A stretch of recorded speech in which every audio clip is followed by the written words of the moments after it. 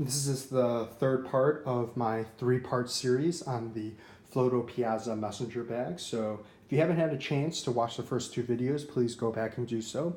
My first video examines the outside of the bag. My second video will examine the inside of the bag. And this third video is just going to be a quick wrap-up video talking about overall impressions of the bag.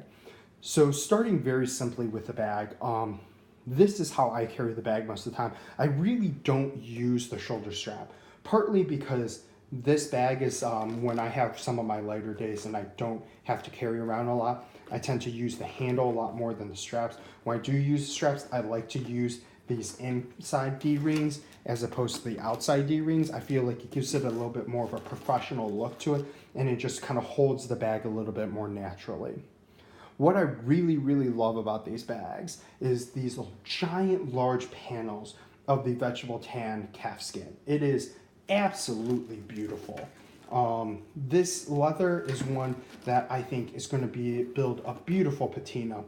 There's probably some argument within the leather community about vegetable tan versus chrome tan leather.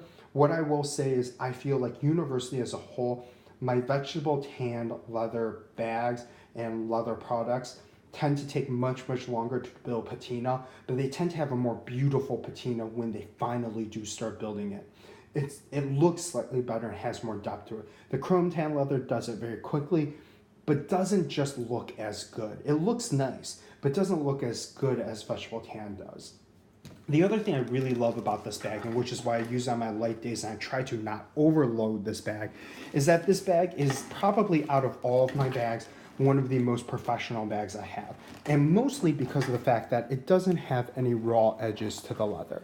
If you look closely, what they did was basically take tiny pieces of scrap leather and wrap it all the way around every single piece with basically raw leather and stitch it down so you don't see any pieces and raw ends of the leather. The pieces that you do see are actually finished extremely well so that it doesn't take away from the overall look of the bag. I think what that buys this bag is a beautiful, very professional look. The stitching is done incredibly well. There have been no loose stitches and it's held up really well. There are multiple panels, so unlike some of the other leather companies out there, there's a back panel, a middle panel, and a front panel to this leather bag. But even these individual panels themselves are very large pieces of leather. I would say, given the price point of this bag, which is roughly going to be slightly under $300 depending on when you buy it, it's an extremely good deal. This is a bag that if someone were to tell me cost on the order of hundreds to thousands of dollars, I would not be surprised. This is an extremely good deal. This is a bag that is not only handmade in Italy with leather sourced in Italy, but also made of incredibly expensive and very, well dyed and finished leather.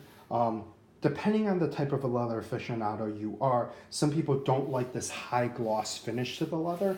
I really, really enjoy it. If you watch my other video of my weekender bag, the reason I like this leather so much is it can be abused extremely hard and it doesn't really get damaged that easily. Some of the more raw leathers without this tougher finish, they really start to kind of lose their shine and really can get seriously damaged without this finish. So I think with those leathers, there's a difference between the scratches that accumulate through daily life and really, really bad damage to, when the trunk of your car or something like that scratches that leather, it can cause some serious, serious damage. The other thing I really like about the bag is the fact that it is easy to use with these little clips here, even though it hides it well and makes it look as if it's a buckle strap to make it look extremely professional. But in daily use, it's so much easier to use than buckle straps because you could quickly access whatever you need to inside this bag. So I really, really enjoy that as well. Overall, Floto is an incredible company. I've owned multiple products from them. This is only my second video review, but I likely will be reviewing more of their products going forward. I've never been disappointed in the quality of their products, and I will say at a $300 or less price point, this bag is an absolute steal.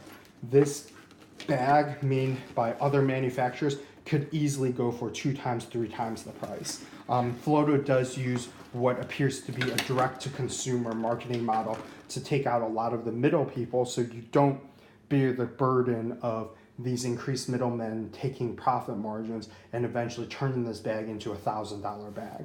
The other thing I really like about Floto is it appears that there's not a lot of money being spent on their advertising campaigns. I think really where they make their money is by making an affordable bag, going by word of mouth, and allowing their products to stand on their own, which is incredibly respectable in the world of leather bags, where you have people posing as, you know, a consumer, but really they're the owner of the company, posting on forums.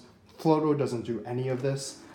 It's a name that you'll hear floated occasionally every once in a while in the leather world, but not a company that you hear coming up a lot. So I feel like this is a great opportunity for me to kind of show off the fact that they do put together extremely good leather products that are extremely durable and very, very well made and very enjoyable. So this has been my review of the Floto Piazza Messenger Bag.